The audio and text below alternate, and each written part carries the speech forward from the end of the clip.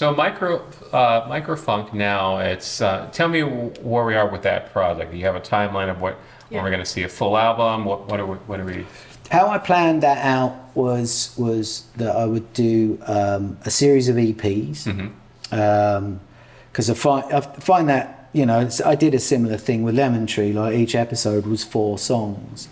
It's like a manageable little mini project to do.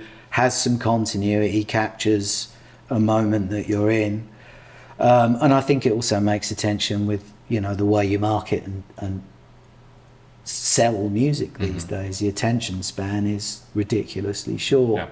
So personally, I'm not as keen on entrenching yourself for a year and doing an album.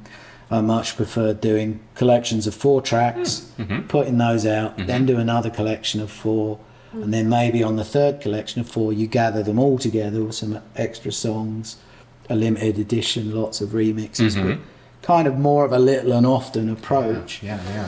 And then that's how I decided to do it with the actual. So even though this first Micro Funk release is a 4-track EP, I decided to do it single by single. Okay. And have them spaced roughly a month apart. Okay. And then when the 4th single is released, A whole month? A month apart. a month between the tracks. Why a month? You gotta Just- get it. You gotta absorb one. Why a month? Well, Do you know what age we're living in? We gotta eat it all now. Gotta eat it all. right. At least I would say like a week, but you're like doing a whole month. well, that's mainly down to my human bandwidth, because, you know, I'm also working on the Ebb. Lemon Tree has taken on, so I'm doing Lemon Tree live show. So I had to kind of build in a little bit of latitude for myself, where it's like, I don't want to put the pressure on myself of like having this all prepared. Leave that pressure to me. Yeah. Yeah. So yeah, it was just a way of managing it for myself, really, you know. So that's the path I chose to take. And again, you know, this is the first fully DIY release I've ever done. Really? You know, I've always been signed to labels and stuff like that. So it's a bit of an experiment for me as well. Like How are you liking that? Doing it yourself? I've learned a lot. I've learned what I wouldn't do next time. You know, there's a lot to be said for just being able to make your own decisions and do it on your own schedule. There's also frustrating things, you know, like the amount of time that's taken up with social media and things, you know, self-promotion.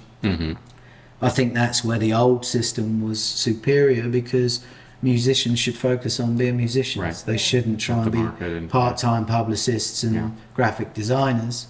Yeah. You know, and, you know, I often think, like, a couple of days ago I spent the entire day formatting artwork for different social media platforms. And I'm like, what would have been the outcome if I'd have done that back on the day that I wrote Joining the Chant? Yeah. What if I did this instead of writing Joining the Chant?